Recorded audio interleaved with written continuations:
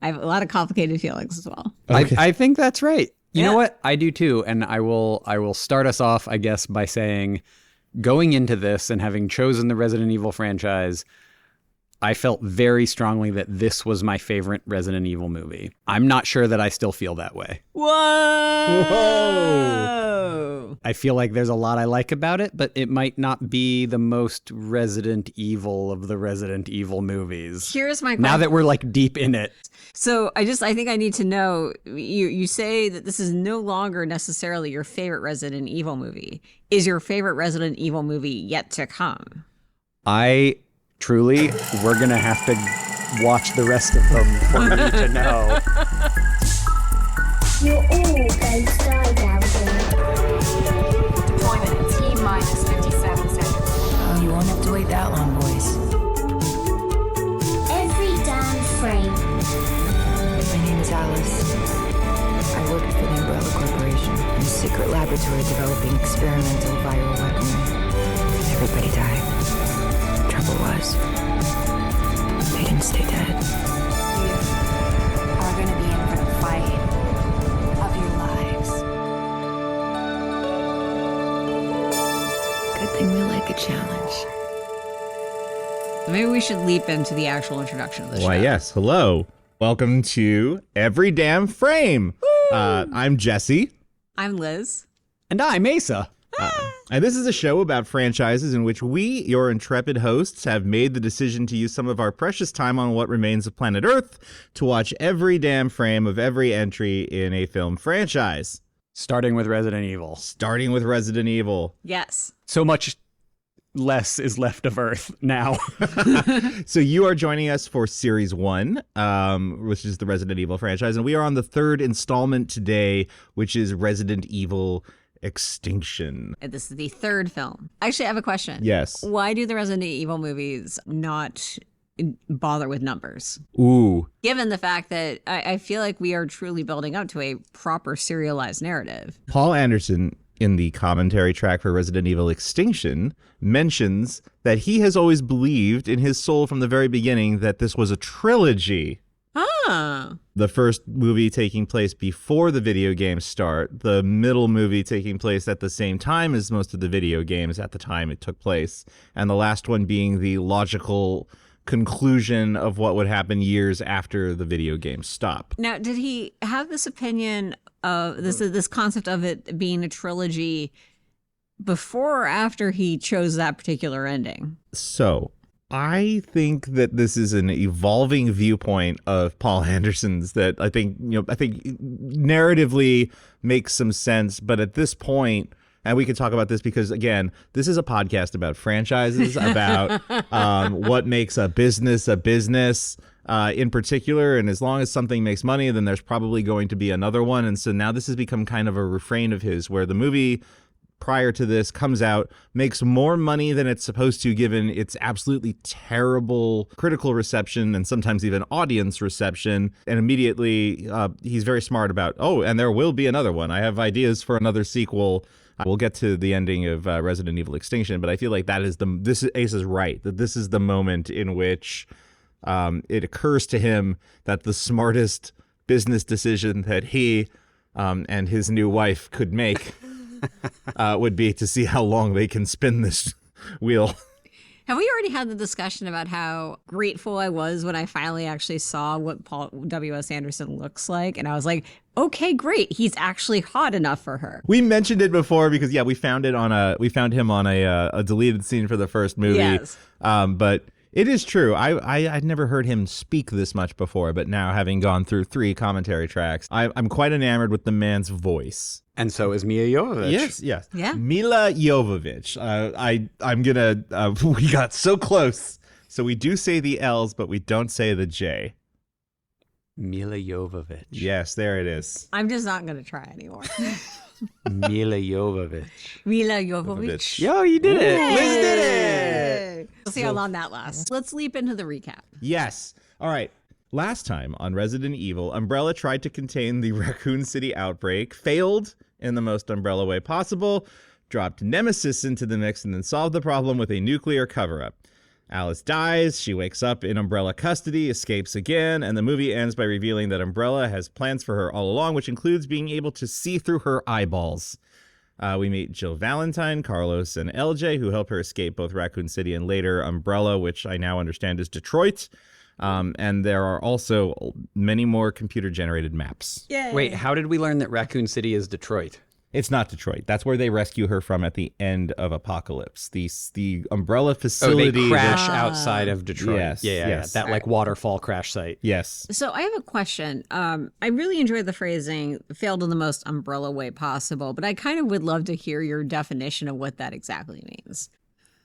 I do feel like, at least in this movie, they've accepted that now we're just trying to survive. We're no longer trying to sell like tentacle monsters to people as bioweapons. We're just like, when do we get to leave the bunker? That would be nice. Like they have... So this movie does take place. So we're on Resident Evil Extinction, and with between 1 and 2, like -1 days takes place. And this time we jump forward 5 years canonically. Does it say that somewhere? Is that in the movie, or you pulled that from a wiki somewhere, or an interview or something? I rewatched the movie and then I watched the commentary track immediately afterwards, so it all blurs together. It might be the commentary. I think it's in the. yeah. I think it's in the commentary. It's 5 years. So I feel like, I mean, I really want to talk about the opening of this movie, but Yeah. let's get through we've got our vital information. Vital information. So yeah, it has actually only been 3 human years since the last one. It's now 2007. Yes.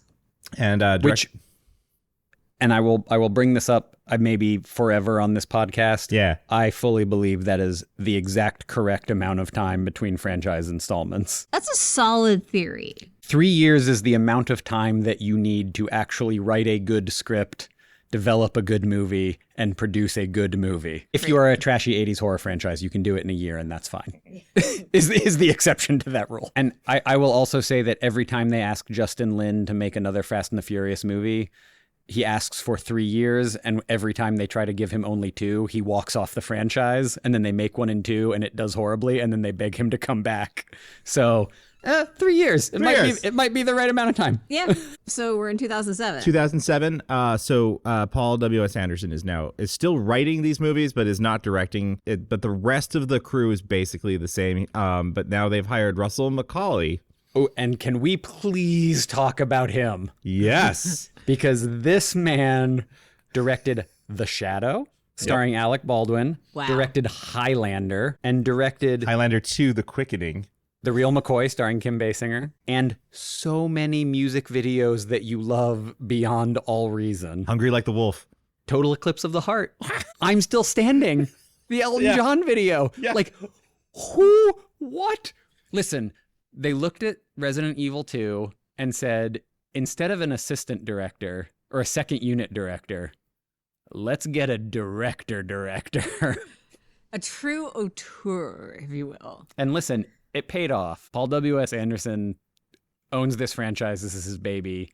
And he's going to come back hard in the next movie. But like, this movie looks great. It does. This movie is directed within an inch of its life, and it's awesome. No, it looks good. It's the original DP is back also. David Johnson who shot the first one is back. Which That which probably explains helps some- make some of these scenes look so Close. exactly correct. Yes. They actually went through 2 DPs on Apocalypse. They fired the first one for Being bad. incompetence. Too, Yes. too much T-virus. Yes. So yeah, I think they went back to the original team. I think a new rule for this podcast is anytime we accuse someone of doing a bad job, it's because they were too infected by the too T. much T-virus. Too much T virus. So this is the same budget as the second installment. $45 million is the stated budget. That feels like a good amount of money to spend Yep. on this movie. This movie feels like it costs about $45 million, including advertising.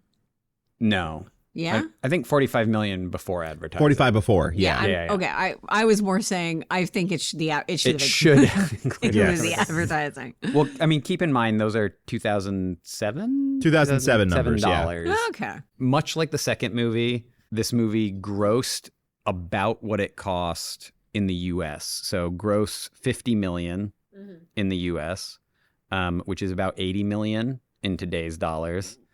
And international, though, that international, $148 million, which is $239 million in today's dollars. That's Dang. not too. There is a reason why they keep making lasers. Yes. Yes, so they keep making more too. This one was a better ROI than the last one for the same investment. Yeah, Apocalypse was what, 129 global. Because now this is apparently a thing I do. I went through recent box office to try to find the closest comp that I could find on both cost and final gross. This made me so incredibly happy. The closest box office comp for, not necessarily cost, but for domestic and worldwide gross in today's dollars, pretty dead on, honestly, at 83 million domestic and 235 worldwide. Can anybody guess? Does anybody know? No. Oh, it's Wuthering Heights. Are you Yeah! Hell yeah! Wow. Also, I hadn't realized Wuthering Heights made that much money. Good for Wuthering Heights. Again, international, baby. That's crazy. You know what the international people love? They love it when it gets horny. And you know what?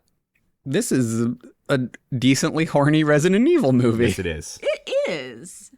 So, yeah, it is 5 years later, and we can talk about the opening of the movie now, which I forgot about until I rewatched Wait, it. really? Yeah. Oh, I only think about the opening of this movie. That opening might be why I thought this was my favorite Resident Evil movie. It's so good. It was just really satisfying, as, you know, something I'm sure we're talking about a ton over the course of the series is fan service. And it just felt really gratifying, just like even as a newcomer to this franchise, to kind of just go full Leo pointing and be like, I know what this is. This is great. We love the laser hallway. So for those who have not seen the movie, we open up back where we always should be, in a marble shower with Alice passed out on the floor. We speed run it. She wakes up. She gets a red dress. She's in a mansion. There's a creepy statue with some plastic blowing over it. And boom, we're in a murder hallway. The lasers come at her. But she busts through the ceiling. She's so good. So good. Dodges the lasers, knows enough to avoid. She's using the boot to avoid traps. Yes. She knows enough to grab a gurney and avoid like a giant blade that comes through the hallway. She can see the outside. There's like a sign for here's Raccoon City. And then just a gun pops out of the floor and shoots her right in the stomach and she dies. Poor Alice. I know that Anderson said that their intention was at the beginning to screw with everybody a little bit and make them think that, and this is a very old concept, that they had just put the wrong reel in and that they had put the first movie back in, and that, you were watching the wrong movie until you realized that things are a little bit wrong. It feels a little bit like, did I click the wrong link in LimeWire? Exactly. And now I have Resident Evil 1 instead of Resident Evil 3. And also so many viruses. Oh, God. So many viruses. So speaking of people who aren't getting what they want out of this, Oh, yeah. Dr. Isaacs shows up, takes some blood out of Alice's corpse, and is like, what is this crap? This isn't the real Alice, and I'm not getting what I want out of this. And they haul her body out to a ditch and dump it in a ditch full of other Alices, dead Alices wearing the same red dress. And that image, this is why I'm like, how did you ever forget this opening? That image of the ditch full of Alices was like burned into my memory forever. It's so good.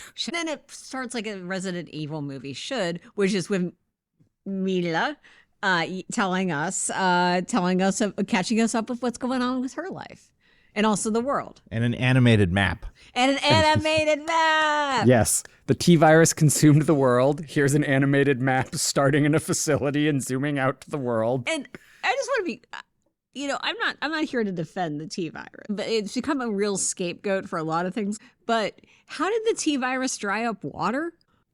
Great question. It's been 5 years. And you know what? When the T-virus consumes something, it mutates. So that happened. Yes. Milla tells us it happened, and so it happened. It got all the water. They got all the water. Okay. They got all the water. I feel like my role for this particular series is going to be asking questions. doing my own research. Yeah, doing your own research. You're really the Joe Rogan of this podcast. That's how I like to think of you, Liz. Oh, don't we all? It feels very Resident Evil video game coded. It took away all the water. Sure. And you're like, yeah, okay. Capcom, are you planning on explaining that? Like, no, not really. It's probably lost in the Japanese translation. On the theory that this movie takes place nominally after the video games. Now I'm going to now let's come back to this trilogy theory every once in a while. Is it reasonable to think, even now, like 2 decades later, is it reasonable to think that the video games all take place before this movie? Kind of. And do the video games hint at anything like the kind of creeping wasteland that this movie shows? No, not they yet. Too much love their vines and there's and rot. There's enough cities and enough things. Requiem, still takes place in a city. It's 2024, I think, in that one. Okay. In fact, spoiler for Resident Evil Requiem, but they do finally go back to see what's happened to Raccoon City. Do they go to the Hive? Does the Hive exist in the games? Ooh, that's a movie creation. That is a movie right? creation, but this is a perfect time to point out that we have finally reached Ouroboros with Resident Evil, and the Resident Evil 4 video game, which has come out between Apocalypse and Extinction, features a laser hallway. Yay! Perfect. Yes. So yeah, we have reached the point where things from the movies have started to show up in the video games. So I mean, it only took how many decades for them to steal the best idea from the movies so far? Like, we've seen some great stuff, but I feel like laser murder hallway is still the best thing. No, but that was a pretty quick turnaround because you said that game came out between 2 and 3. Yes. Oh, okay, never mind. No, so sorry. They were on a good. They were on a pretty good track. Yeah, they were like, oh, hey, that's good. Like, we want the murder hallway. We want the laser hallway. Sorry, so they add that. Yeah. It took the X-Men comics like all of a year to steal black leather outfits from the movies. Oh, yeah. And people are still mad about it inexplicably. Those outfits look great. I'm sorry, guys. They're amazing. So Alice is done. Alice is done with her recap. Then we get actual Alice responding to a distress call. And I like the 5 year, like, it feels like there maybe should have been a 5 years later card or something. Yeah. But I don't know where you put it is the thing, because if you put it at the very beginning of the movie, then it blows the whole sequence. No, I think you put it when we get real Alice responding to that. I guess, or you could just have her say in the introduction. It's been 5 years. There you go. Since you looked at me. It's been. She responds to her distress call, and they're like, "Oh, you fool! It's a trap." And all I can think is like, "Oh, no, you made a huge mistake, desert people. In Soviet Russia, Alice traps you." Alice kills one of them with a sweet kick, and for her sins is lowered into the zombie dog pit so that we can have our friends, the zombie dogs, back. I'm so glad there's zombie dogs again, you guys. One more time. Apparently they are the fan favorites also, so it was ordained that the zombie dogs would come back. And she gets another good zombie dog fight. Yeah, no, but this time she dispatches them like with extreme prejudice. So we get the sense that Alice has grown as a person since the first Resident Evil. I think the one thing I did find interesting about that sequence is up until this point, we haven't seen Alice threatened with sexual violence. Oh, good point. And that's like, it's not like it's handled like fine, I guess. Like it's kind of, or just kind of brushed It's by. pretty brief. Yeah, it's pretty brief, and they kind of just abandoned the plan. But it did. Well, she kills that guy. Yeah, she also kills that guy. Usually that's a deterrent. We'll get into it a little later, but well, let's talk about it now. All right. Because part of the sexual violence aspect of this is the Alice's new outfit, which is like a cool high plains drifter situation, but with, unlike many of her outfits, not a ton of skin, but just 2 little strips of upper thigh, which is kind of like where they go for this threatened sexual violence is immediately to like, oh, you've got these gun belts and this like garters. She was wearing garters that go between her cowboy boots and her cutoffs. Yeah. Can I just say, kind of hot. I like oh it. no, it's super super hot. But guess who designed that costume? Who? Milla Jovovich Good designed for her. that costume. I am not shocked by this information. So- Love her. we're going to get to it when we do superlatives. Yes. I think this costume has a strong case for possibly better than the red dress.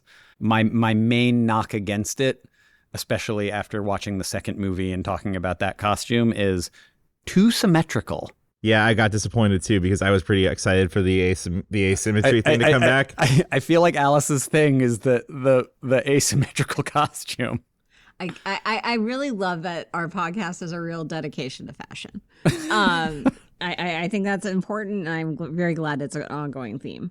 She starts a clothing line, actually. Alice? Milla Jovovich and the costume designer for Ultraviolet, whose last name is Hawk, and so the clothing line is called Jovovich Hawk. I loved this outfit. I loved the amount that it was like very sort of Alice cowboy coded. And I think this is where I wanted to go.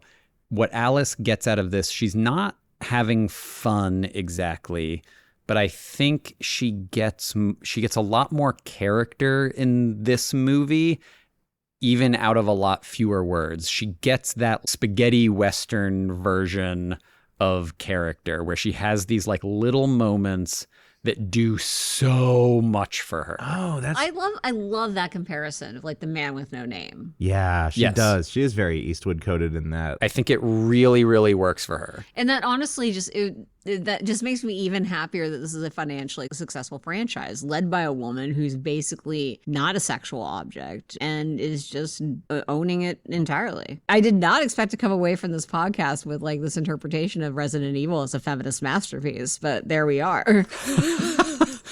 I'm going to go through a whole roller coaster of whether or not this is my favorite Resident Evil movie.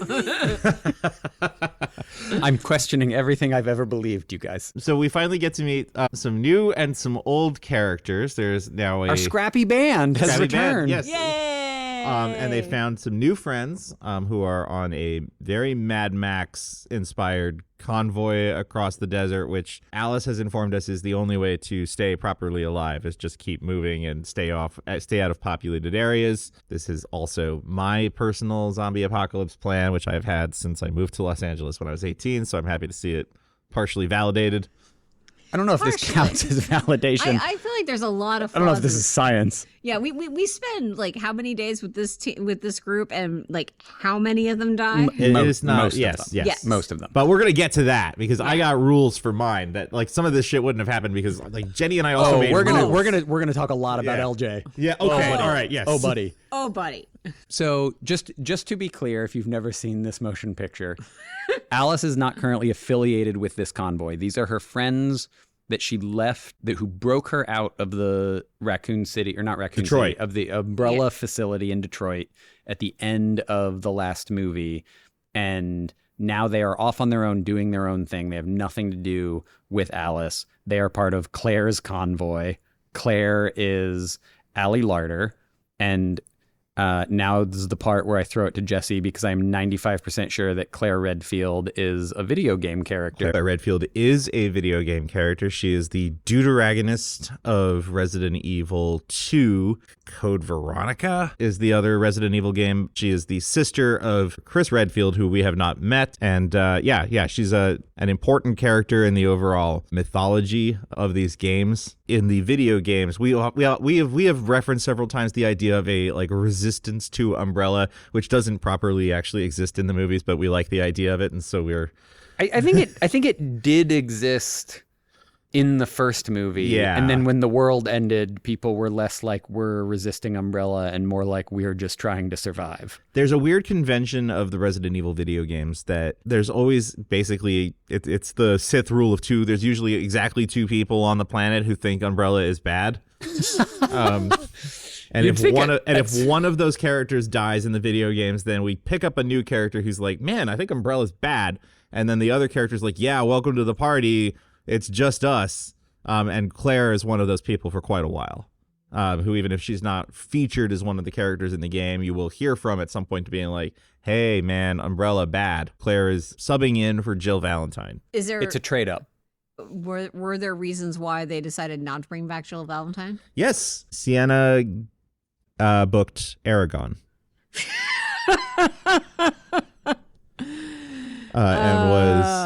And was unavailable. Liz, you'll see how this plays out in future films, but I will say right now, this couldn't have worked out better for the Resident Evil franchise. That is mostly true. Yes. Everything about it, and for both of these actresses, comes up roses. Good for. I'm glad to hear. I'm glad to hear it's a happy ending in the end.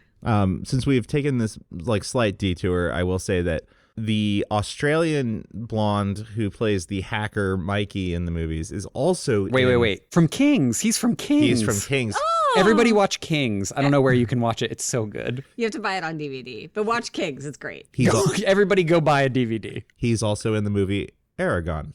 Oh. How did that work? My suspicion is, and this goes to the franchise part of it, which is why I felt it was important to bring this up, is he plays a minor character in Extinction, and Jill Valentine would clearly have been a lead in Extinction, that it was just a Windows thing. Like he had the flex to be able to do both of these things at the same time. Is he the lead in Aragon? Is he the no? main, no, he's not. But he plays. I read that book a long time ago, and I have vague just memory Star Wars. of seeing the It's movie. just Star Wars. It is. With the dragon. Monomyth. But the movie is a mystery to me. I know I saw it and I don't remember it. But at any rate, I think that's the theory. But what this mostly goes to show is, to the franchise of it all, that Jill Valentine, an important video game character, is still not an important part of the franchise of the Resident Evil movies. And it wasn't worth the slight schedule adjustment that was probably necessary to clear room for Sienna. We've got other video game girls from the Resident Evil games, so we'll swap out Claire Redfield and we'll keep going. It is an upgrade for the character Claire Redfield anyway, who is in the video games. She's just looking for her brother, the cop. That's like her entire thing. And she's paired with Leon S. Kennedy, current internet heartthrob and like 50-year-old smoke show in the current game, who was briefly also considered for this movie to be played by Jensen Ackles. Oh. Which I will just go out and say I endorse now. I would have watched that movie. I would see current age Jensen Ackles play current age Leon S. Kennedy tomorrow. I never really got into Supernatural, just wasn't my thing. But I hit this like third episode of Dark Angel, a show we all remember very well, and I was like, oh my god, Jensen Ackles is beautiful. And I mentioned this online to someone, and then someone was like, yeah, everyone has that moment where it's like, because it doesn't hit you right away. You need some time to figure out this fact. And then once you figure it out, you're like, oh, if a switch has been flipped, I can never again look at his face and not go, wow, what a beautiful man. You have to watch that one Supernatural lip sync video. Oh dear. Will it ruin things for me, or will it only improve things? Oh no. It will only improve things. Excellent. Okay. I can't remember. Do you remember the song? No. Hi, everybody. Jesse here from the future. Just blipping in real fast to say that since this is a franchise show, the answer to what song Jensen Ackles lip syncs in Supernatural proves to be, quite unintentionally, very important foreshadowing for the future of this series. Okay, just wanted to say that. Enjoy the rest of this episode. We're going to watch it after we finish recording. Excellent. I look forward to this. Anyway, so... Meanwhile, we have a convoy. We have a convoy. Carlos and LJ from Apocalypse are now rolling with this convoy, which hopefully makes more sense when you understand that it was probably Jill Valentine's convoy in an earlier draft, but now it's Claire Redfield's convoy. But I don't really question it when it happens. Like, because you do, even without the title card, you get the sense time has passed. They're doing their thing. They're the good guys. Yeah. I think it's like actually one of the nicer elements of the way that works out plot-wise is just like it really puts a lot of faith in the audience to understand, you know, these are just a random group of people who've come together. You get to, I think honestly, like their introductory scene where they're all just radioing back and forth, bitching about the fact that no one has a cigarette left. Yeah. Like it's just like a really nice bit of establishing the way this community works, establishing these relationships, making us like all these characters pretty much right off the bat. Like it's actually a very well executed moment. I will say the one thing, like even rewatching this, the question I had coming out of the second movie was, what happened with Alice being tracked and her, like, is she still being tracked? What is this? We're not Yeah. What went on there, because we were left with a very clear cliffhanger. And we'll get to it in the story, but I'll just say right now, because I watched all the deleted scenes. There was a beat previously when she's with her motorcycle, like in the original Alice scene, where she looks at her watch and realizes a satellite is going to come overhead and like covers the motorcycle and goes inside, and then you see the satellite come over and like look down, and the control room go, oh, she's not there. So you know that they're still on her, and that would have pulled a lot of things together earlier in the movie. Oh yeah, I think, to have included that. I sort of get why it slowed things down, but it was just like one little piece of connective tissue to the previous movie and what we were like waiting to see resolved that wasn't there. Ooh, vital statistics. This movie clocks in at 95 minutes. That is the perfect runtime for a Resident Evil movie. I know, so tight, so good. Like 95 minutes? Like, yeah. I feel like the second that this movie crosses the 115 minutes threshold, like that's when I'm going to start getting concerned about these franchises. I don't think any of these movies... I'd be shocked if any of these movies are more than 2 hours. Take note, Zach Kreger. I don't know has Paul Anderson made a 2-hour film in his life? This is a fascinating This is a good question. We're gonna have to stay research. tuned. I would hazard a guess that some of the later ones that I haven't seen, like Monster Hunter, might be more than 2 hours, and maybe that's the problem. I also love the convoy introduction scene. I need one more piece of evidence for this, but I think if you want to like quickly make everybody love your ensemble cast, a radio convoy scene is excellent, and I will cite Twister as another great radio convoy scene in terms of like, I know who all these characters are. I understand their relationships. I have already like found them endearing. And also cool. you're on the move, which actually adds like a whole extra special energy to it. And you get to play a song. They play Anagata de Vita. Yeah, that was I wrote that down. That was a baller choice. I wanna deep dive into these like ensemble introduction scenes. It's not the same convoy on the move. I love that piece of it, Liz. But like the waking up from cryosleep in Aliens scene. Yeah. Here's 5 to 10 characters. And you're going to understand. And you're going to love every single one of them. You know, another one of those is the shower scene from Starship Troopers. Because they all go around like, here's why I'm serving in the military. I want to have babies. That was a flawless recreation of the acting style of Starship Troopers, and I want more applause for it. Would you like to see more? Thank you. If we get to Patreon bonus episodes, I feel like round the horn ensemble introductions is a good one. That's good. That's good. All right, that's good enough for a pattern. We're stalling, everyone. We are stalling a little bit. Let's go. Rip the Band-Aid off because Carlos and LJ have to go investigate a hotel. And we have one of these infuriating zombie movie scenes where somebody get bit, somebody hide the bit, someone sets up the rest of his team for utter failure and doom. Carlos saves LJ from some zombies, but oh no, LJ got bit. And the thing I hated most about this, there's so much to hate, and we'll just keep hating it for the entire time. The thing I hated most about this was I feel like one of the things that the first Resident Evil did so well that I loved so much is that when this beat could have happened, Michelle Rodriguez was just like, look, y'all, I'm bit. What are we going to do about it? Yeah. And they never once like dithered about it in this way. And to see the franchise roll back on that was very, very sad. I do not recall it taking literal goddamn days for the T virus to take effect in the past. How long is LJ basically like fine? Like over like at least 48 hours. Bullshit. And I'll give it one more, which is there's not a lot to love in Resident Evil Apocalypse, but one of the things I feel like we really attached to was LJ. Yeah. Like he was super fun. And in this movie, he does not get to be fun. He's literally just here for this plot line of hiding that he is going to become a zombie, which is so infuriating. Yeah, it's like it just makes him into a selfish asshole. No one wants to be in the situation where you have to out yourself as having been bitten by a zombie. No one wants to be in that position. But you would think a community like this would have like some procedure, like there would like a nice way to banish you out to the thing or take care of the problem. And he just avoided it and he got people killed. And like, that's the sort of thing that makes you hate a character. Look, spoiler alert, but when it happens to Carlos is pretty upfront about what's going on and what he's going to do about it. Carlos he's rules. a good guy. Yeah.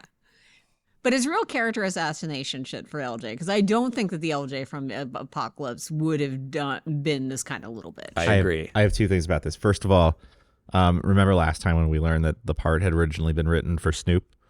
So just now imagine that this is that it is Snoop Dogg hiding that he has been bitten. I mean, Snoop's got range. Snoop could pull it off. Yeah, but I just don't. I feel like he'd be like, "No, man, this doesn't feel right for my character." Well, I feel like honestly, because you're not hiring Snoop to play a character, really. No, and like, yeah, So, and I feel like Snoop is too much of an outstanding guy. He'd be like, "No, I wouldn't do that. I would not pull the bitch move." Snoop Dogg would not hide from Martha Stewart that he had been bitten. Yeah, because you know what, and then later bite Martha Stewart and also cost us Martha Stewart. Yeah. Sorry, I'm pretty mad about Odette. Pretty mad about Carlos. Anyway, my other real thing though is I tried to find an answer for this. I was like, why? Like, was he written out? Like, was Epps written out? Were they both written out for some reason? And all I found was this like actually very touching story where Epps like came up to Anderson after Apocalypse and said, "Thank you, man, for not killing the black guy." Oh. Like, and like, that's another reason that was another reason it bothered me. Like, and also like Ashanti also gets a pretty shitty death.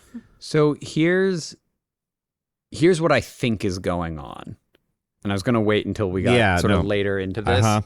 But it's interesting that you brought up the intended as a trilogy thing, because for all the work that this does to sort of launch us off into what could be more movies, and it does do a bunch of that, it feels like this movie is very explicitly wrapping up everything from Apocalypse. Yeah. Like, every character that's not Alice that was set up in Apocalypse is getting shuffled off the stage. We're really like polishing off that, and we're picking up new stuff, but we are putting a button on every single thing from part 2. Yes. Except, I guess, Jill Valentine. This is part of them figuring out what the franchise actually is, though we talked last time a little bit about like my pet theory that Milla Jovovich is the franchise. Right. And but I think it's a little bit more complicated than that, but it is like a big part of it in terms of even these core video game characters, because Carlos is a video game character also, are not the actual franchise. We know who the franchise is, and I actually like that we're sort of like talking business in the middle instead of just summarizing of what the movie is. This is pre Kevin Feige having the brainwave that the thing to do would be to lock every person who is involved in one of these movies into 4 more movies at the rate that they agreed to be paid for the first one. Actors in successful movies tend to want a better deal for subsequent movies, and I think the cost of returning characters who are not the wife and engine of the series starts to not make a lot of sense when there are so many other characters from the games and so many other characters who can rotate into this. Allie Larder is not yet in Heroes when they cast her, and is coming off of like relative, Varsity Blues. Yeah, but not, is not a household name. I'm sorry. She guest starred as herself in the pilot of Entourage, which aired in 2004, and only a major movie star like Allie Larder gets that kind of honor. Well, she wasn't pulling down the contract that after first season Heroes, Allie Larder was pulling down. Nobody was trying to put her in a movie with a dragon. So you think Allie Larder wasn't pulling down Oded Fair money? I don't think so. He was in The Mummy. Yeah. He was in The Mummy. I mean, people definitely always remember him from The Mummy. We do. Because we are those people. We're rapidly approaching being able to do The Mummy on this podcast. We are. It's going to be a beautiful thing when it happens. In 1998, Resident Evil Extinction director Russel Mulchay made a movie called Tomb of the Mummy? Curse of the Mummy? He tried to make a mummy movie 1 year before the Stephen Sommers mummy movie. That's wild. Yeah, he released a mummy movie. Nobody noticed. He was so close.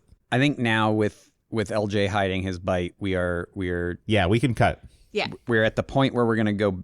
I think we track back and we'll follow Dr. Isaacs for a little bit, because then Alice will lead us straight back into the convoy. Yeah. So, I mean, basically what's going on in the hive is Dr. Isaacs is doing his best to come up basically with not necessarily a cure, but maybe something in the direction of a cure that would essentially domesticate the bitten. He talks about it like he wants to civilize them, like he wants to, he's like, they'll still be zombies, but you could like sit down and have a nice tea. It's the impression I got from that was the idea of basically like unpaid labor. Like, okay. Like, if you, like, basically you can create like a brain dead workforce to support the 1% of the world. That is a very George Romero take on it, and I love it. It's also very Umbrella. Question mark, profit, right? Like, oh, hey, unpaid workforce. Maybe you will build our hive from now on. Exactly. And so basically like it's kind of just like a back and forth on efforts there. Like he's made progress, like he's able to get like a zombie to like use a camera and take photos, and like you see that muscle memory kick in, and then the drug wears off and he abandons two poor lab techs to get murdered. Yeah. And then importantly, he has a presentation to the board where we meet Chairman Wesker. Yes. Who it's some of it is performance, some of it is the design of him, but I just like, and maybe this is just perfect because he is meant to be a video game character from the 90s or whatever, but like to me he looks like he should be from like one of those like arcade shooters from the early mid 90s. Like he should be like, I want to shoot him in Time Crisis 2. Yes. Or House of the Dead. There's something very like off-putting about his face. And then it makes even more sense because it turns out he's a hologram and he's not even really there. Honestly, so he is also played by Jason O'Mara, who is an actor whose claim to fame for a little bit was starring in one season network TV shows that involved time travel that were quickly canceled, but were kind of awesome because they ended in incredibly bizarre ways. Speaking, of course, of the show Terra Nova. Oh, dang. And then he was also the star of the U.S. Version of Life on Mars. Actually, I got to interview him about the series finale of the U.S. Life on Mars, which is controversial, right? It is nuts. Buy it on DVD, everybody.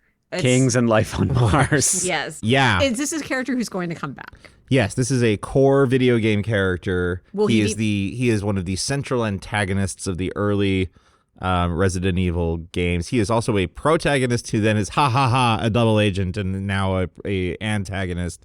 He looks like that in the video games too. He behaves like that in the video games. It's absolutely wild. Is he the most one-to-one video game? He feels like the most one-to-one video game translation. It's him and Jill Valentine's Tube Top. One last little nugget about the Dr. Isaacs is we get introduced to the White Queen, who is a fabulous riff on the Red Queen from the first movie. Not the same actress, right? Not the same actress, and explicitly, I think she says at one point, like, she talks about the Red Queen as being a different entity somehow. Yes. I'm sorry. I didn't mean to startle you. I am the artificial intelligence witch. Yeah, I know what you are. I know your sister. She was a homicidal bitch. My sister computer was merely following the most logical path for the preservation of human life. Yeah, kill a few, save a lot. In the commentary track, the commentary track's not as good this time, guys, and we'll talk about why later. Anderson says they deliberately made her in color this time to show that time has passed and that the technology, has gotten better. All right. I like that. I don't know that I felt that in my bones, but sure. Now, Apple has rules about about the way you can use their technology on screen. And one of Apple's rules is that, like, you can't have a bad guy using an iPhone or like a MacBook. However, because the Resident Evil movies are kind of within the Sony mainframe, of course, they're using Sony Vaio laptops in the Hive, and we just like that logo just blazing on the screen. And Sony is like, All press is good press. Yeah. Sony's like, oh, please God, we just need proof that people do use our equipment from time to time. I also clocked it as a person who owned almost exclusively Vio laptops until they stopped making them. And I was like, oh, my old friend. But I have two stories about this. One, I actually think it's pretty great in a sense that, since it's Sony Screen Gems, of course, like Sony gave them all the computers and you don't have to do anything to them. And it's one less thing we have to clear. I do like the subtle suggestion that Sony laptops are so good that they will survive the apocalypse. And I had thought that to myself kind of as a joke. And then my car needed major work this week. And so I had to bring it into a mechanic. And I was there for a really long time. And he like grumbled in, Eastern Bloc for a while and then like came back and then started banging on this ancient laptop. And I noticed that he still has a functional Sony Vio on his desk. And I was like, holy crap, dude.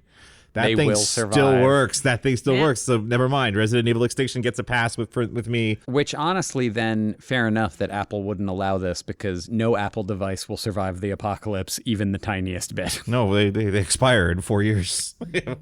The important thing that the White Queen gives us is she tells Dr. Isaacs that they've got a bead on Alice. And the reason they have a bead on Alice, if we want to join back to the Alice plot line, is Alice is doing her like post-apocalyptic scavenging. She finds a journal in a closet under like a hung body that says there's a town in Alaska where there's no disease, that they're like constantly transmitting, that so she has like a place to go. Like this is a virus-free town. She thinks she's going to go there. And then one night she is sleeping next to her motorcycle and she starts having these dreams that seem like she is picking up memories from the Alice clones that they are testing and sending into the murder hallway and things. Like she seems to be somehow psychically connecting to them.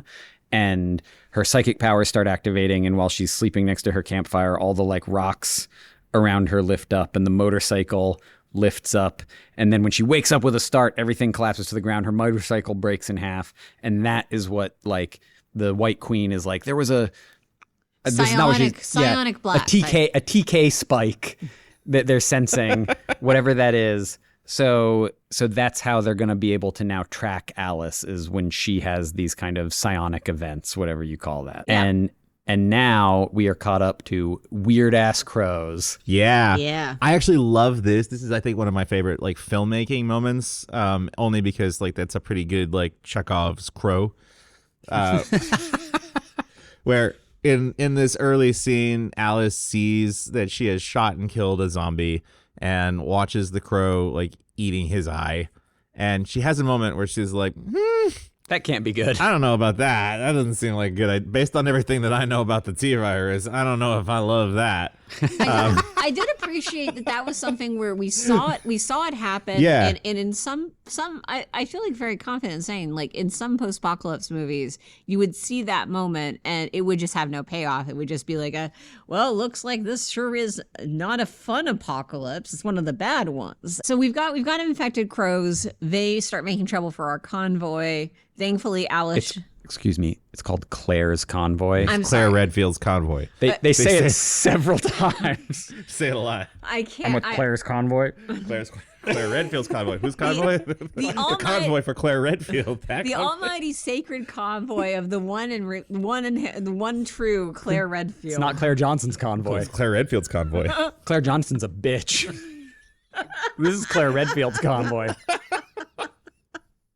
Birds attack these bitches, and then Alice kills them all with her brain. And everyone's like, oh, hey, it's Alice. For those who know Alice. I feel like you are underselling this sequence. Okay. Alice kills them with her brain in the most awesome possible way. The birds are killing everybody. They're flying through. I think we haven't really mentioned that they have a school bus full of children in this convoy. Yeah. They do have a school bus full of children. Always trying to protect at the most is the school bus full of children. So everybody's running around. Everybody's getting murdered by birds. Everyone's trying to protect children. Somebody's like on the top of one of the trucks with a flamethrower shooting at the crows, which is a good idea in this situation. But then he gets murdered by crows and the flamethrower swings around so it's pointed down and it's like Carlos trying to run and protect like one or two of these little kids, and he throws his body in front of the little kids, and the fire is shooting down at Carlos, and then the fire stops in time, and there's Alice using her mind to hold the fire at bay and save her old friend Carlos, and then she shoots the fire up in the air and turns it into a fire tornado that kills all of the murder zombie crows with fire. It's great, you guys. Yeah, we shouldn't have blown past that. I'm making a pitch for best action scene here. Yes, you are. You did a good job. And I think they appreciate it because I think that the movie was in post for at least 6 months just with the crows. Wow. It was a major deal. It looks to do this. It looks really good. 20 of the 45 million went to those crows. Which is largely an invention of the movie too. So it is their signature addition to the canon is the zombie crows this time, who are great. Fun mild facts include that one of the many people who loses their lives to the crows is an extra who is deliberately styled like Tippi Hedren. Oh, I did not catch that. Yeah. Now I'm That's going to have fun. to go watch That's that. very That's fun. very fun. Now we have Alice united with Ye Olde Convoy. Yes, our Claire friends- Redfield's convoy. That's Milla Jovovich. Jovovich, how difficult is it, for God's sakes? We You made a sound like movie God. together. It's a good bit. Yes, Claire Redfield's convoy. This is where we get the payoff for the last movie, because she tells Yes. Carlos, I knew they were tracking me. I had to leave you. I had to ditch you. And it was because it wasn't safe for you. Yeah. And she hacked into their servers, aimed to get the satellite paths so she could prevent herself from being spotted on camera again. Except whoopsie doodle, she mixed. Immediately after saying that to him, Yes. a satellite goes overhead and she gets tracked. I mean, yeah, these things happen. But meanwhile, like, they've taken this notebook, and she's had this diary about mentioning the Alaskan town, and she brings it to Claire Redfield of Claire Redfield's colony.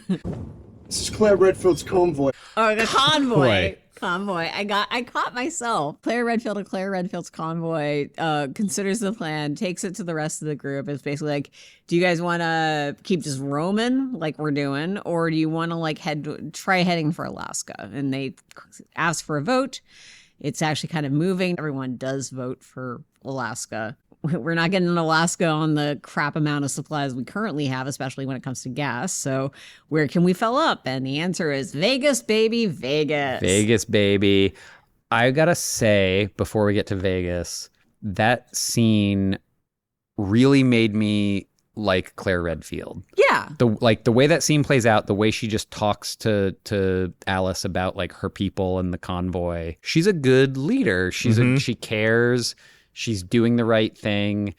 I get why it's Claire Redfield's convoy. I mean, yeah, this is why women should be president. Or at least have convoys. At least have. bare minimum, give them some convoys. I would love. I would have a good time with a convoy. I think we'd have a good time. You might get it. Let's see what happens. Yeah, boy. Now, LJ says, I used to spend a fair bit of time here. I used to gamble a lot. And he says, I once lost $2,000 here. And here's my question.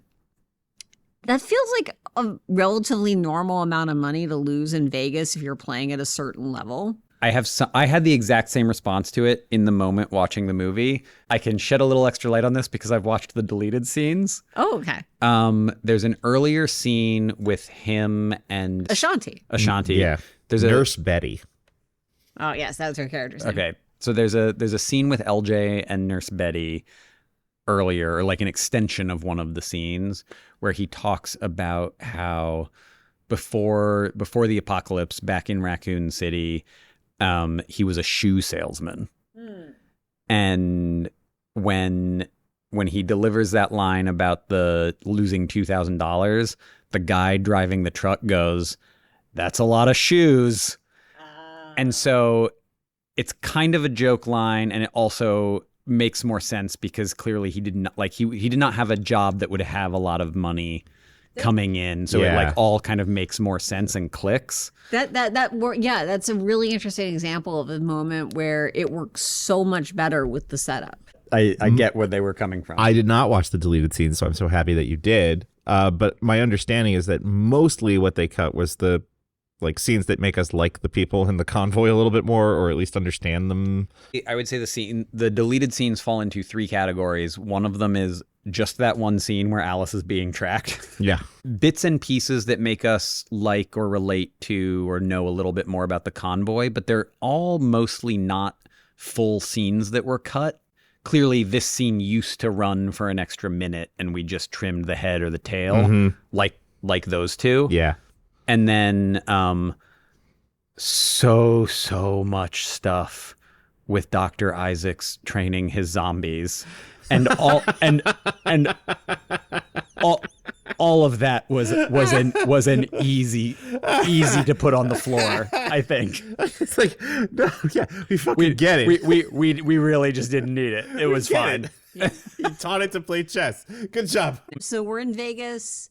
They're on a mission to fuel back up, and oh look, some zombies. But not just some zombies. It's like there's specifically like just a shipping container that Alice walks up to and opens the door. Yes. and it's umbrella. Full Yeah, of it is. It's like Isaacs has airdropped what the technical term is super undeads.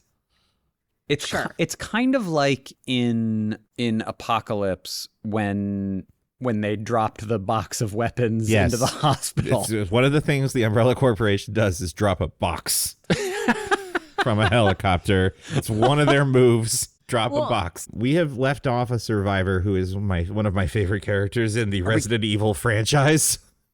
Who is K-Mart. Is it K-Mart? We're going to talk about K-Mart? We're going to talk about K-Mart. Yeah. So this is another character from the games. No. Oh. Just her name is K-Mart. Okay, cool. I mean, I don't know. Yeah. Does she show up I just again? put in my notes that I love that her name is K-Mart. Yeah, and she does. And she has a good her reason her little origin story is lovely. Yes, exactly. Yes. I like the actress Spencer Locke quite a bit also. What else is she from? Later, shortly after this movie, she will be in a movie that I am personally responsible for showing to like maybe 30% of the people who have seen it. Detention. I love Detention. You made me see it. Yeah, she's the fun blonde friend in Detention. Great movie. Buy it on Blu-ray, probably. Yes, physical media. It's nice to have a young person in these movies a little bit in a way. Like it feels it's weird the way the Resident Evil movies and the video games also happen to a very narrow subsection of the human experience. You are 32 to 55 and nothing on either side of that. Yeah. Yeah, I feel like also having you basically create this like older sister, younger sister relationship with Claire Redford. Red Velvet? Claire Red Velvet? Redfield. Okay, thank you. Of Claire Redfield's convoy. Of Claire Redfield's convoy. The little sister of Claire Redfield or Claire Redfield's colony. Did you say Claire Renfield? Claire Redfield's colony. That's the wrong monster. That's the wrong monster franchise, Liz. Claire Redfield of Claire Redfield's colony's younger sister, K-Mart. Did I say colony again? You did. Fucking hell. It's like Claire Redfield of Claire Redfield's convoy's younger sister, K-Mart. by the seashore. To your point, Jesse, I think maybe this comes back to, again, I mean, maybe I'm giving more credit than is due to this Resident Evil movie. But I Evergreen. I do yeah. I do feel like this movie gets a lot of mileage out of these little moments, these like little character beats. Like Alice is getting them, Kmart gets them, and it like goes a long way. Which honestly, and now to give the movie less credit, makes the LJ stuff that much more galling. Honestly, makes very little sense to me because the weird side effect of us doing this is I have come to respect Paul Anderson as a screenwriter quite a lot. And he handles a lot of the characters that way where you're aware that there are tropes that he could easily reach for and he doesn't. And so the LJ thing doesn't make any sense to me. Yeah, the LJ truly thing doesn't. It's so bad. Yes, they get attacked by a bunch of zombies. A bunch of people die. It's a great fight scene in this, like, what is an awesome set with, like, the Paris Eiffel Tower and you've got the cowboy guy up on the tower, and he also gets a couple of nice moments up there. Yes. On the Eiffel Tower with a high-powered rifle. Yeah, a few years ago, that would cause a stir. Well, let the good times roll. Vegas is sanded over. It's very, very cool. A bunch of people are dying. And then we get to see that Isaacs is looking at the battle through Alice's eyes. And Alice is she's got those two, we haven't talked about her two curved blades, those big which are knives. so rad. She's killing things with that, but I think she's also using her psychic powers some. Yes. And you can see then that he's able to watch through her eyes. So now we're finally getting like the full payoff of not just they're tracking her with the satellites, but from the second movie, they can see through her eyes. And then we're in the tent with them for a little while, and they're like, okay, shut her off. And they do. She's just like, she like powers down in the middle of the battle. And the timing on it is really interesting too, because it's like she's just made some connections with these people. She's like clearly going to be the one that saves them, and like having her incapacitated like that, like it hits emotionally because you want her to be able to save her friends, and she can't now. And because she's not there, we get LJ finally turns. He attacks K-Mart. Carlos comes in and LJ bites Carlos. So now LJ is finally dead, which is not a way I want to feel about LJ because I did really like him in the second movie.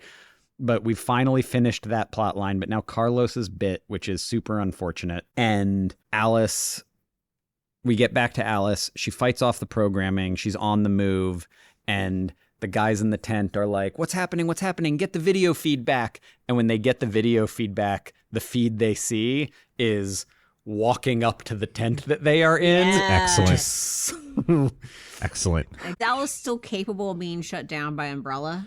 Or is she? No. She fought through the programming once, and I don't feel like they try after this. Okay. Maybe it's they make it pretty clear that she has overridden it. Like, has grown so psychically powerful that she has snapped that antenna. Great. So she attacks the tent. Zombies flow in. They're trying to escape in the helicopter. And in all of this, Dr. Isaacs gets bit. And then the helicopter flies away. And when Claire Redfield's convoy runs up and is like, why didn't you destroy the helicopter with the bad guys in it? She says, aha, I am one step ahead. That helicopter is a perfect way for us to get to Alaska. So we're going to follow it, track it down, and steal it. And now this is the plan. Okay. So, and fortunately, or not fortunately, but Carlos is willing to sacrifice himself, which is very sad. He and Alice get a little kiss. It's like such a small kiss, but it's so great. Yeah. Yeah. And it makes me feel like in that intervening 5 years, they definitely had some kind of romance. It was maybe an off again, on again, and it was not the right time. It was never the right time because it was the zombie apocalypse. These things happen. But yeah, no, it felt good. Like I noticed that moment this time too, in terms of like that. Oh, it's nice that she got something that felt real. And he gets a pretty baller death. Yes. Especially because he also found that one last cigarette. Oh, yeah. Yeah. So Carlos' distraction is to drive the tanker truck loaded with dynamite through as many of the zombies that are blocking the facility entrance as possible.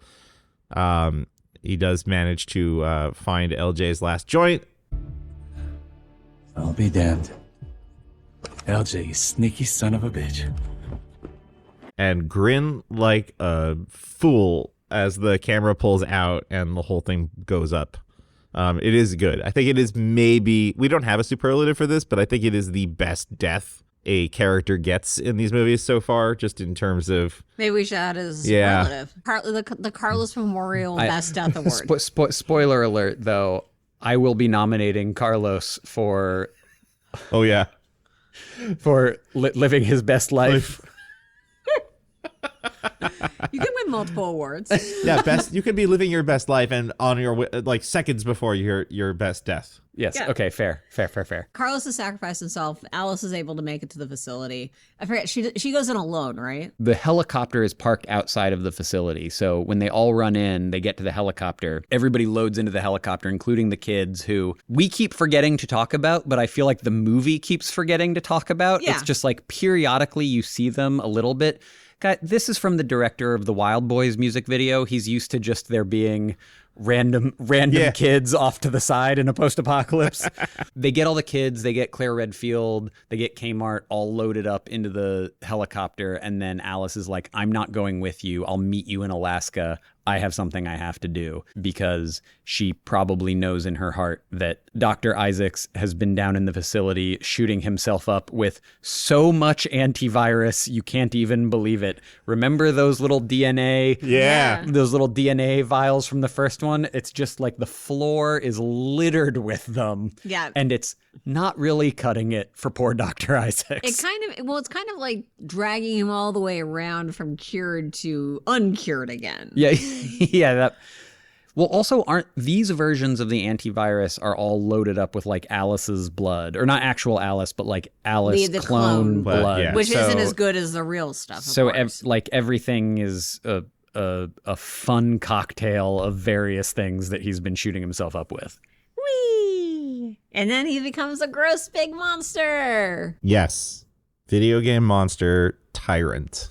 So we got the name for Nemesis. I don't think we ever get the name for him. No, I'm just telling you. It's a different character that becomes tyrant in the video games, but this is he is the first of what the Resident Evil series ends up becoming, which is people who have the T virus in them but are still talking and acting like people somehow.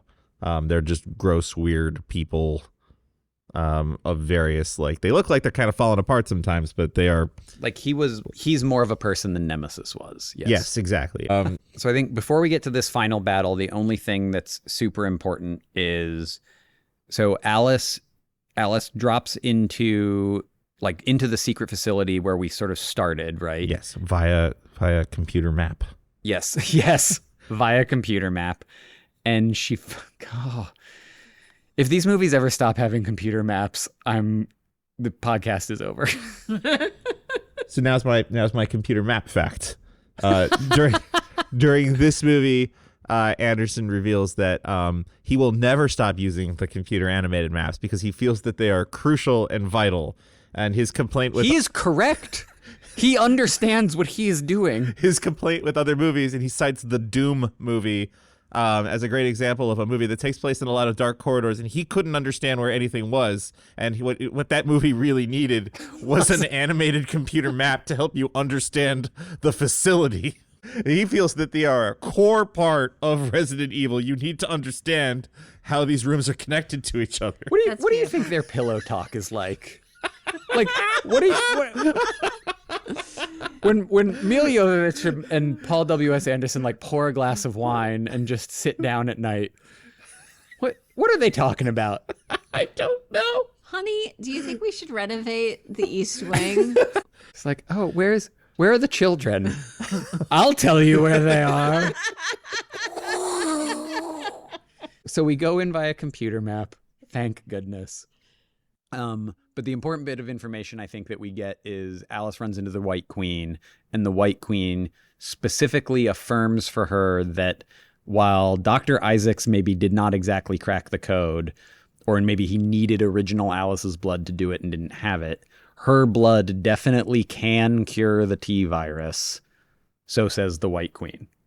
I don't know if we trust the White Queen, but that feels like an important piece of information in the larger scheme of things. I do like that the White Queen, much like the Red Queen, is like a little bit a messy bitch who's like, hey, listen, like we can do all this stuff and I've got a whole lab up here and you can do all this, but there is a thing in the basement that like we're gonna have to deal with. Sassy little girl, evil AIs kind of rule. Don't tell Sam Altman. I think the White Queen also had a good moment of being like, the Red Queen had the right idea and was going to contain the virus, and you personally sort of fucked it up. Yes. Just FYI. Yes. And now we can do fight. Now, big fight. Big fight. Big video game fight. Yes. I don't honestly remember too much from it. They're sort of going backwards through the opening a little bit, which is a cool detail, and like it's also like nice that we had that geography established. Yes. And so they fall through the ceiling into the murder hallway. But they have. I want to talk about his video game attack because he has a shout attack where he. Oh yeah, that. Alice uses her psychic powers, and he's like, what about this? I've got a shout attack, and sonically knocks her back, which is a thing in the video game that I encountered recently. I was like, what the fuck? Is it from a similar monster with the tentacle hands? No, it's just from a lady who sings. But at any rate, yes. But he has a weird video game shout attack, and then yes, they get knocked into the murder hallway. Alice has a good callback line, and she says, we're both going to die down here. Yeah. Or wait, can I do it? We're both going to die down here. But then she doesn't, because the lasers come, they do their fun thing where like they're a single laser and then it turns into the big grid and it slices all the way through Dr. Isaacs. Spoosh. And as it's coming through for Alice, suddenly it stops. Cut to the activate, deactivate lasers button. It's another Alice, baby! What?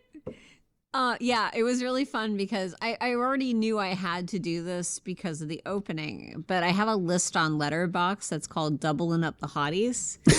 And it is a Letterboxd list that consists of every film that comes to recent memory of that features an actor who's essentially playing opposite themselves. Now, having escaped this, we cut to another boardroom, this time in Tokyo.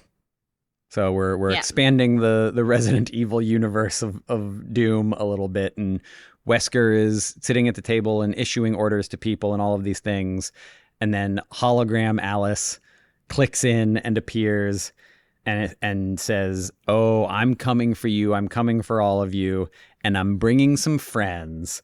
And then we cut back to Alice, and she is waking up all the Alice clones. An Alice clone army is headed to Tokyo to take down the Umbrella Corporation.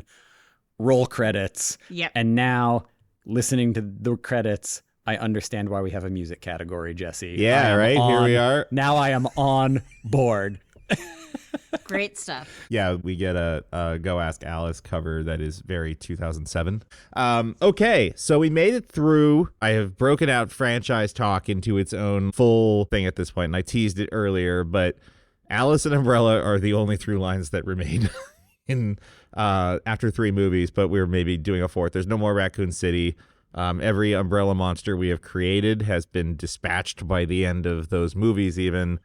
So I feel like, a lot of what is constituted the idea of a franchise that people talk about before, like continuous story, consistent tone, stable cast, doesn't really like fully apply. We never touched on this, but this movie takes place in the daylight. It's Anderson and Mulchally's like big thing that they talk about all the time in both the press tours and everything else, that we wanted to film a movie in the daylight. That's actually a kind of a great decision, because especially if you're trying to like do something new and bring something new to the franchise. It feels different. I've seen the first 3 movies. Each one of them feels very distinct. I think you have a lot of good points there, but yeah, the thing that is consistent, I think, is this ongoing story around Alice. One of the things that these movies do really, really well, and on this watch where we've been digging into them, I've noticed it even more. And one of the things I love about this series is this like serialized storytelling where they're very intent on picking up where they left off. Even if it's a 5-year jump, they're still giving us the connection from one to the next. If there's something that's set up, it's going to get paid off or it's going to get moved forward a little bit. And in this movie, they're paying a lot of stuff off. Like I said, they're basically like culling everything that they introduced in 2. Yeah. But they're giving us new stuff. They're giving Claire Redfield in Alaska. And the way this movie ends, Alice wants to go to Tokyo and kill those people, but she also said she wants to meet them in Alaska. So we've got like stuff to look forward to if we ever get there. One of my complaints, I think, with the Marvel movies is that for all the Sturm und Drang about like, it's a connected universe, they have a tendency to end with a great setup for something and then pick up the next movie with a completely new thing where like whatever was set up in the last one happened in between movies and we're never going to see it. And these movies don't do that. They will give you the thing. Like this part 2 ended with Alice is being tracked and spied on by the Umbrella Corporation and she has her friends, but yeah. What is she going to do? And this movie gives us the what does she do with that? How does that pay off? How does that resolve all the way through? I really like everything you just said there. I think it is really important. I think my one, and I do think it's a really cool way that this franchise is flowing forward. My one thought, and it's specific to this ending, is that this, of all the endings we've seen so far, this one is the one that really feels like I just watched the season finale of a TV show and I'm waiting for next season. And that it doesn't necessarily feel like the kind of complete story that I do kind of want from watching a franchise of movies versus watching a season of television. And that's not like, this isn't like a huge complaint, but it did really strike me when I got to the end of the movie and I was like, this is conceptually a baller ending. I'm very into this ending, like about what it implies for the future, but it doesn't necessarily feel like I watched a complete movie. And that's always the danger when you get into these like very serialized franchises, right? I think part of what's happening here is the previous movies had like a full movie ending. We resolved the whole plot line. And then as a tag on, right, you got the like setup, like you could have cut the thing where Alice wakes up and goes out into Raccoon City. Right. And the movie would have held together. But because that's there, it's like, oh crap, what's going to happen? You could have cut the thing where you could have cut 2 shots of Alice's eyes being umbrella spies. Right. And it would just be a happy ending where she got away. Yes.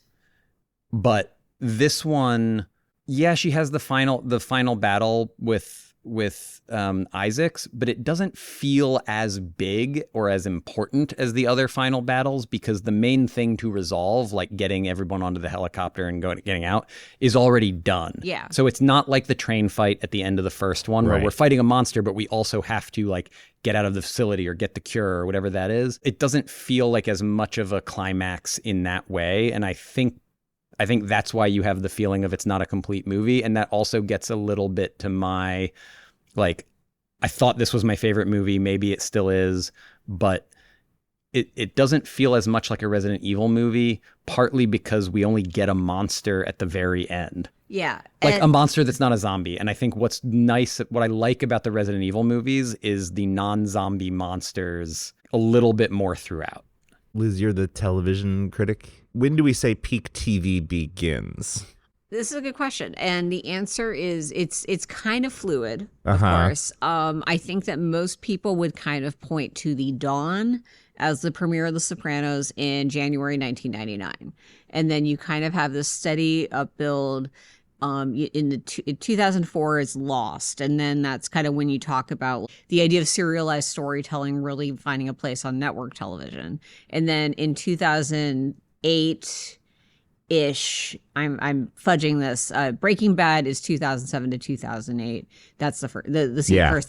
Was when the first season premieres, And then close on its heels, if not that same year, is Mad Men. Once basic cable gets into the prestige TV game, it's kind of like everyone's playing. So this is right around like golden age, like peak of peak TV. It's peak TV I would probably put in like the early 2010s. I think it's kind of predating, and the fact that more importantly it's predating the MCU. But I want to be clear though too. Serialization in movies in these big franchises is not unheard of, like pre-peak TV or before this. Yeah. Like especially in like horror franchises, Nightmare on Elm Street movies are pretty good at this.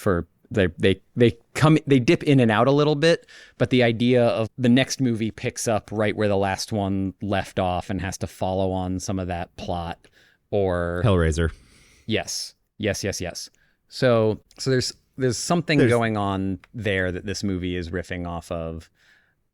Yeah, I was just curious because when you mentioned the this feels like the end of a season of television, I was like, oh, are we right around that time where that might have crept a little bit into his writing? He talks all the time about being very influenced by like 70s science fiction movies. He references like Omega Man several times across all of these movies in terms of being a big influence, and like these are, have those like I guess cliffhanger sort of bits at the end. I mean, that feels more like he's trying to draw out a vibe versus trying to draw out narrative inspiration.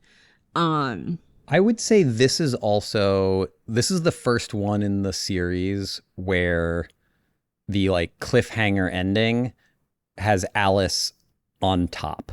That's a good point. That's a really good point. Like this is the first one where instead of it being a threat to Alice, this is Alice saying, I have turned the tables. I'm coming at you.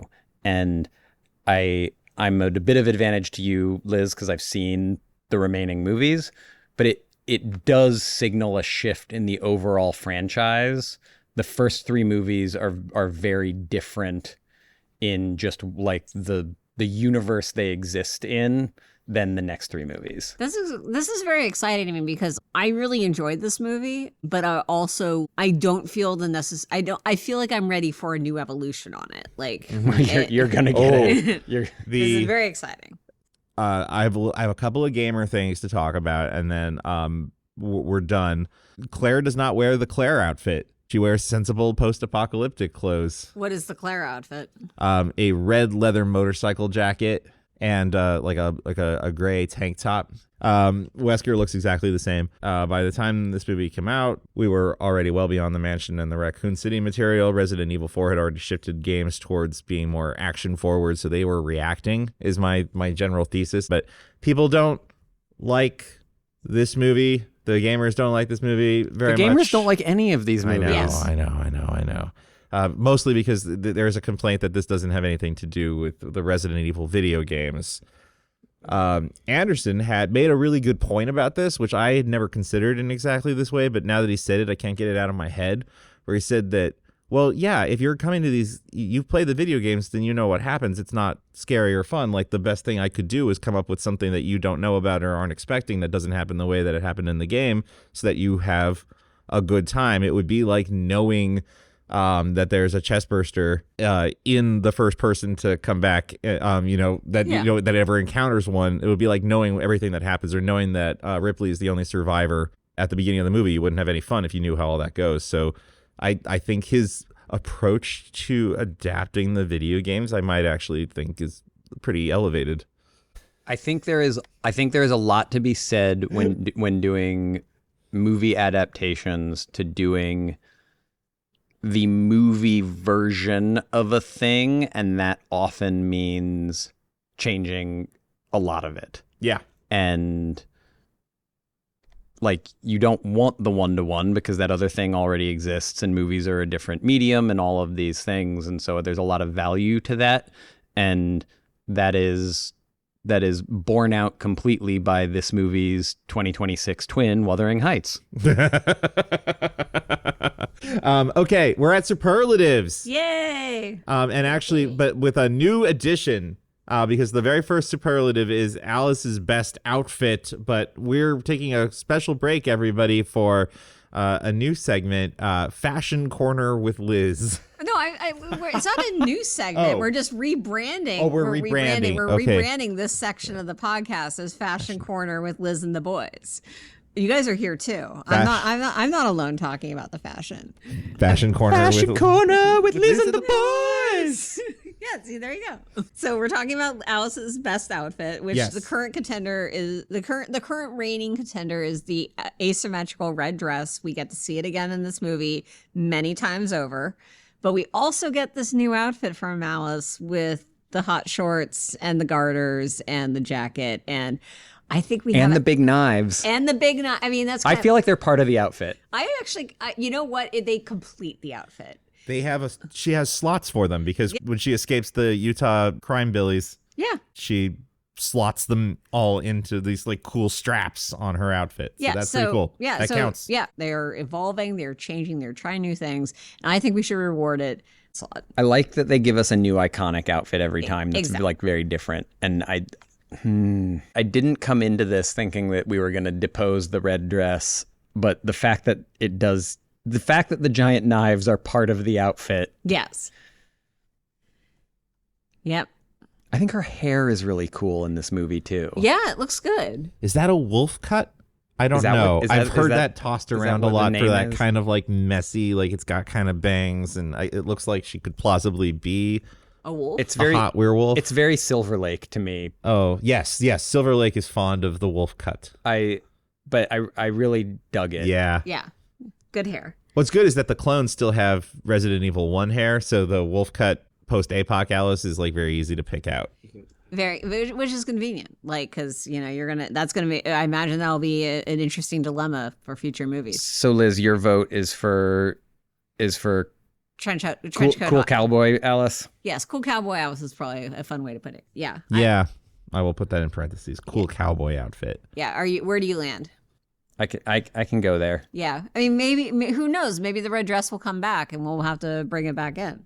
I was pretty excited when I remembered that the opening sequence was in the movie and I was watching it because I was like, oh, hey, the red dress actually had a comeback chance. Like if it had been deposed in the last movie by the fishnets, we had the opportunity to regret that and vote the red dress back. That's a good point. But I think it's fine to let it go. I think it's had its run. It held on to the title for two whole episodes. Okay, Alice's worst outfit still remains the graveyard sweater. Yeah. Yes. Easy peasy. Yeah. Okay. Yeah, she only has the one this time. She doesn't do a wardrobe change. So yeah, the graveyard sweater reigns supreme. Okay, best sidekick also running for 2 series straight was Kaplan, but new options include Claire Redfield of Claire Redfield's Convoy, K-Mart, Carlos. I have LJ on here because I have to. And the White Queen. I think thanks to the kiss, I might upgrade Carlos. I think this was Carlos's movie. Yeah, I feel like Carlos really came into it, really owned it, and we will miss him. R.I.P. Carlos, and we commemorate your sacrifice with the honor of best sidekick. Best sidekick, Carlos. Yes, agreed. Okay, best action sequence is currently what I'm now referring to as Laser Murder Hallway 1. Sure. Which is necessary now. Because there's also Laser Murder Hallway 2 and Laser Murder Hallway 3. Yeah, it's kind of like Led Zeppelin albums. Yes. There's also the Crow sequence, the Vegas fight, the Tyrant fight. I actually wrote Salt Lake City Murder Billies. Yeah, my note on the Salt Lake City Murder Billies was, this is what happens when you don't have TV. Yeah, I think it's probably, for me, I like the Crows quite a bit, and I like the Vegas fight because she does a lot of cool spinny kicks and like pretty sweet acrobatics, and it's a pretty rough action sequence in terms of like it's an ensemble cast and they've all like got to do a thing, and props to a accomplished action director for having that all be coherent. Yeah, I feel like the Vegas fight is a bigger triumph in terms of choreography, but the Crow fight is bigger in terms of inventiveness. And I'm gonna throw it to Asa. Like, where do you land? Because I know you came in guns blazing for Crows. Yes. I feel like the Crows has the moment.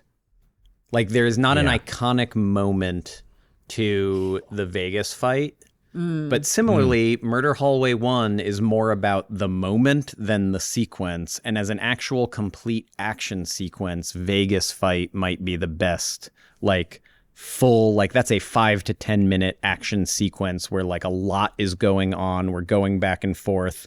There's a lot of cool choreography and things. Yeah. That's tough. I think I might, I think I've talked myself into Vegas. Oh, right. Wow. Extinction unseating on everything except the graveyard sweater so far in the superlatives. All right. Most ridiculous overall moment is currently held by Jill Valentine shooting up her own police station. Hard to depose. Yeah. Difficult to top. Yeah, honestly, as mad as we are at LJ for all that bullshit he put us through, Jill Valentine shooting up her own police station. It's not ridiculous in the same way. No, it is. No. It is a different kind of special dumb. But I think Jill Valentine lives to see another day. Yeah, other nominees for our listeners included Psychic Firestorm, Tyrant's Shout Attack, LJ doing the dumbest fucking thing, and Wesker's Sunglasses. Well, I feel like Wesker's Sunglasses come up in the next category. Oh, yes. Potentially. Okay, great. All right, so we're gonna like so Jill Valentine continues to hold most ridiculous overall moment. Best thing that's from the game is currently Jill Valentine. New nominees include Claire, Tyrant, Wesker. Wesker's Sunglasses. And Wesker's Sunglasses. Can be Are we their really own. counting Claire as from the game? Because I feel like the things we like about Claire are not the parts of Claire that are from the game. I really like Claire. Of the things you just listed, Claire is easily my favorite, but I'm not sure that it's game Claire that I like. Ooh, interesting. Whereas Wesker's Sunglasses. I'm making all the Resident Evil game fans even more mad at this movie series than ever before. Best things from the game, genuine category, Claire. Best things from the game, goofing on it category, Wesker's Sunglasses. Yeah, okay, so what's funny is that it really does work because I saw him in the movie and I was like, oh, it's him. Like, all right, best thing the movie's made up is currently the Red Queen, but we now have the White Queen, also this entire movie's plotline, and Claire Redfield's convoy. Claire Redfield's convoy. I think it's Claire Redfield's convoy. Yes. How is Alice not the winner of that? What was the conversation we had in the first movie that the Red Queen won and Alice didn't? Honestly, made up Alice. My memory is Alice just never came up as a thing. And even though she obviously could have, but I think at the same time, at this point, it's just too big. Yeah. But if you want to retroactively... Alice is the best thing the movie's made up, and I will say that just without having to watch any more of these movies. Let's just say non-Alice category, because otherwise Alice wins forever. Claire Redfield's convoy is definitely the best thing the movie's made up in this movie. Yeah. I don't think that Claire Redfield's convoy is cooler than the Red Queen. The Red Queen was really flippin' cool. I'm going to go with you on that. I think that's true. Our favorite monster is currently Nemesis. Wait, I have a Hive question now. Are all Umbrella Corporation facilities hives? When we see the computer maps, it feels like the one under Vegas and the one under Tokyo are pretty similar looking to the Hive. Do they call that that's the Tokyo Hive, that's the Las Vegas Hive? Or was the first one under Raccoon City the only Hive and those are different somehow? I am going on. This will be the kind of thing where, if God willing, we actually have people listening to this show, they may write in. But tell us on the Discord, on the fan Discord, that this will surely have. As I understand this, the events, the 5 years in which things have happened after Apocalypse, Umbrella has decided that the Hive was a good idea in the sense that it is underground where zombies are not. And so they have built or repurposed other things. So all Umbrella offices are now underground, but the Hive used to be the only one. But are they called hives? No. That's kind of the vibe I got, was that they're just different facilities, and the Hive is the American one. The Raccoon City one. Yes. The Raccoon Hive. Yes. Yeah. So we're on favorite monster. Nemesis, I don't think needs to stick around. I mean, but was anything cooler? I mean, maybe the crows.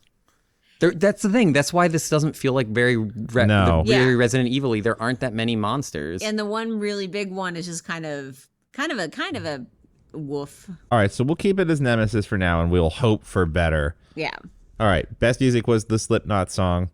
It is for sure Alice. Yeah. Yes, that cover, which I should look up and I will put in the show notes later. I can't remember who does it, but yeah, all I wrote was the cover of Go Ask Alice because it was getting late.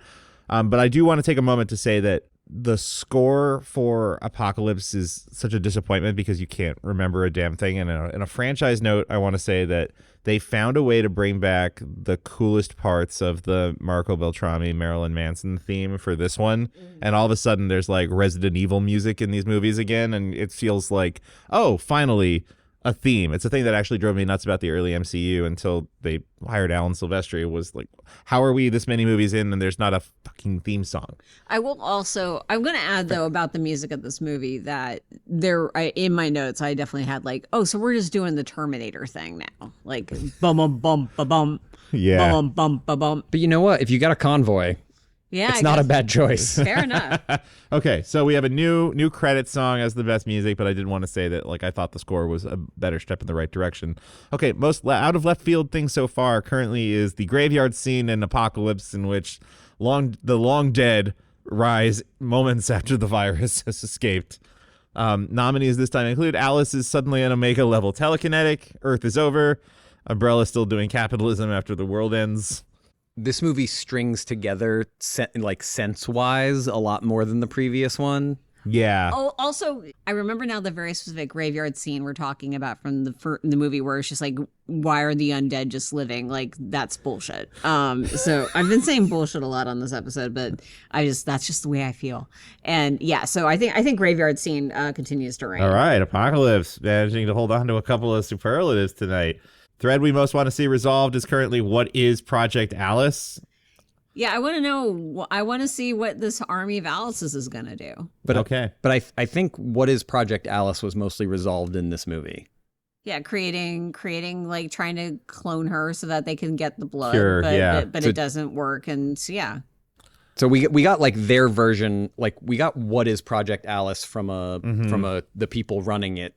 Yeah. What happens next with the army of clones is a new thread. Also had a dangling question last time about is there resistance? And it seems like no. Yep. Everyone's too busy trying to not die. There's just Claire Redfield's convoy. The T virus dried up all the water.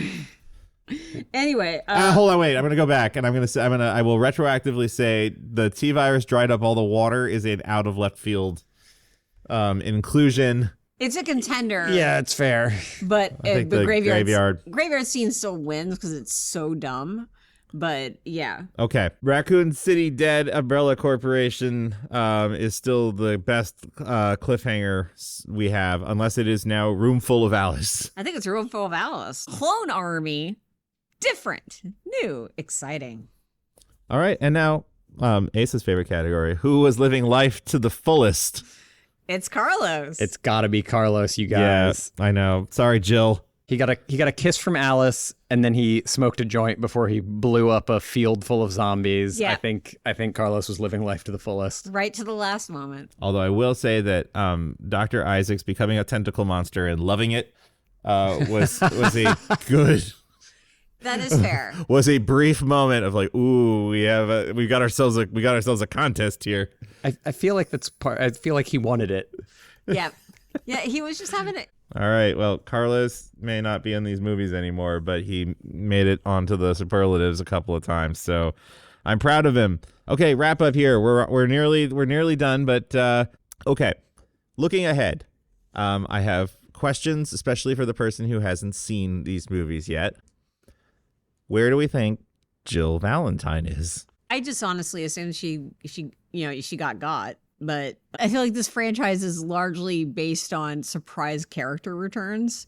Anyway, fair. Yeah, no, I was struck by it this time because I was listening very carefully because usually they'll throw out some kind of explainer to be like, oh, cast member from last time, but they don't mention it. If you think she's dead, or if you think she could be dead, do you think? But you also think she'll come back. I'm gonna get more specific. Do you think that when she comes back, she is living Jill Valentine, or she is monster T virus Jill Valentine? I would vote Monster T Virus Jill Valentine / creation of Umbrella Jill Valentine. Okay. Interesting. I like it. All right. Well, we will see. This is fun. But you also know that, like, since this is your stock and trade, you tend to have a very good, like, tropey sort of sense for where these things are going. So I'm enjoying this. Yeah. I mean, I feel like this has been fun. This part is fun for me. I'm like kind of really enjoying the fact you guys aren't spoiling me too much for what's ahead. I feel like I'm going to be able to leap in the movie 4 and just be genuinely surprised from start to finish. I don't remember what happens too much in 5 and 6, and so I am also like wondering about some of the things that we have said. All right, everybody. A lot has happened. A lot is going to happen. Do you have a question? I honestly, I don't, and it's largely because I know that the next movie exists, and like I'm like at the point where I'm just kind of like, I'm just excited to see what happens next and see what direction we go. Cause all you've basically said to me is it gets different. And I am very excited to find out what that means. So I don't really have a question. I feel like, except for just like, do you feel like the level of quality declines at any, it declines with the next one? I guess that's my question. I legitimately don't remember. I feel like like with any franchise, they go up and down, but I don't remember what the balance is between 4, 5, and 6. So this will be fun because I guess my meta question is like, have I been wrong this whole time? Because when we first started talking about this, and Ace said, of course, we're going to get to 3, which is clearly the best one. No, however we put it, we said like, oh, and we all agree on which one is clearly the best one. And in my head, I was like ready to be like 4, and you said 3. Oh, okay. I remember having a really good time with 4. So I guess my meta question is like, is it going to hold up? I remember seeing that movie more than once because I was like, oh, hey, Resident Evil's back, baby. I'm excited. My broader question now that I can't stop thinking about it, and I blame the two of you, is the T-virus destroys water. Like, that seems like a much bigger problem that nobody is talking about solving. Also, by the way, like, it's not necessary. I'm not watching this movie going, oh, why is she riding through a desert? Is it because the T-virus dried up all the water? She could just be riding in a desert. She's riding in the Southwest. Guess what? It looks like a desert. You don't need to add this extra layer of sci-fi bullshit that doesn't also make any sense. I mean, there must be water somewhere because those people are alive. Yes, yeah, exactly. They have a lot more gas than I was really expecting. Cannot wait to talk about the first scene of 4, which I'm almost certain I remember. With regards to water, so that's where we'll leave that. Okay, final thought. Like, Asa, you've been struggling this. You've been on a journey here with 3. Do I have a question? And I think the question is, what makes a Resident Evil movie? Like you were digging into this before, and I think we're 3 in. They have all been very different. What is it? Yeah, I certainly do not feel comfortable answering that question until we get to 6. Like, and I'm just saying that for myself. Like, I'm looking forward to figuring out the answer. I know that so far the one thing I feel is that it needs to go a step beyond the zombie tropes. We've seen all 3 of these movies kind of struggle with that idea for various different reasons. And so in what you've been saying about it's not really a Resident Evil movie unless they're also fighting some crazy monster. Like, that ends up, I feel like gonna play a lot into this, but it, again, like, don't know what's about to happen. I think the crazy monsters, I think the Umbrella Corporation is definitely, if it were Alice fighting even the T-virus and a crazy monster, but there was not people from the Umbrella Corporation somehow practicing capitalism in it, I don't know that would feel like a Resident Evil movie. Like, that seems like a key. I need someone in a boardroom making bad decisions. Yeah. That's fair. Wow. Okay. So this has been Resident Evil Extinction. We'll be back next time to talk about Resident Evil Afterlife, which is the 4th movie in the series. These titles make no sense. I'm going to advocate for at least Apocalypse and Extinction making sense. That was an apocalypse. That's true. There was an extinction, and now we're living in it. Yep. Okay, and this is fair. what comes after Afterlife. Let's find out. Yeah. All right. Do check out the movie, especially on physical media. Our sponsor this week. And my Blu-ray copy of Resident Evil Extinction cost me $3 at Amoeba. Nice. Wonderful. I watched it on HBO Max in Australia. I watched it on the Blu-ray that I've owned since it came out. I can be found at LizShannonMiller.com on Blue Sky. You can also find me at Lizlet on Letterboxd, where I've been logging all these movies as well as all the other movies I watch her work.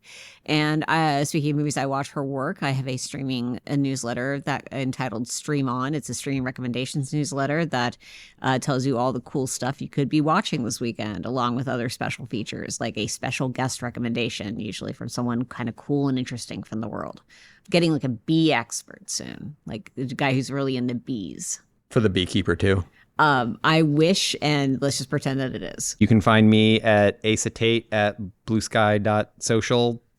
Yeah. Is that what it is? It's bsky.social. bsky.social. Yeah, that's me. And I should have a letterbox, but I don't. Maybe by the time we release this, I will have done that for this podcast. Hey, real quick, for my big shout outs, if you go to bookmedaddy.com, we're in the final days of funding the Dungeons & Dragons sourcebook, a legally distinct entity for the podcast Dungeons & Daddies, and friends of the pod, Sean and Marcy and I have done a lot of the game design and writing of those modules that are unique to that very funny podcast. So you have got a day or two left to get in on it, and if they hit that final stretch goal, then I'm actually on the hook for some more writing. So that's a wonderful problem to have. Apart from that, you can find me Jesse V at bsky.social. I am also on Instagram, Jesse R. V. Hill. As well as that, I have a Letterboxd account. Yay! Which I promised I would get. And it turns out that briefly in 2022, I did sign up. And so I am trying to remember my login. Okay. But I will soon have a Letterboxd account again. And then that will be a great place for a movie podcast to find me as well. I write a serial called Dumpstead Everything on Royal Road. All right. Leave a review, leave us the subscription, the 5 stars, the likes, whatever it is on your podcast platform of choice. It actually really does help with us fighting the Umbrella Corporation's algorithm. Instead of a review, you could even just tell us your plan for what you'll do if you have been bitten by a zombie, who you will tell, and how long you will wait to take care of things yourself before endangering your friends. Yes, these are important things. I like that safety plan. Who is the person you are definitely going to tell when you get bitten by a zombie? You have your post-zombie bite preparedness plan in place. Don't be an LJ. Don't be an LJ. Don't be an LJ. All right. And I think that's a great way to leave this. So thanks for listening to Every Damn Frame this week. Don't be an LJ. Yes. Bye. Bye, everybody. Bye. Every Damn Frame is recorded in Los Angeles, California, and researched, produced, and edited by us, 3 adults with full-time jobs. You can find show notes, blog posts, and of course every damn episode of Every Damn Frame on our website at everydamnframe.com. And please follow us on Blue Sky and Instagram at Every Damn Frame.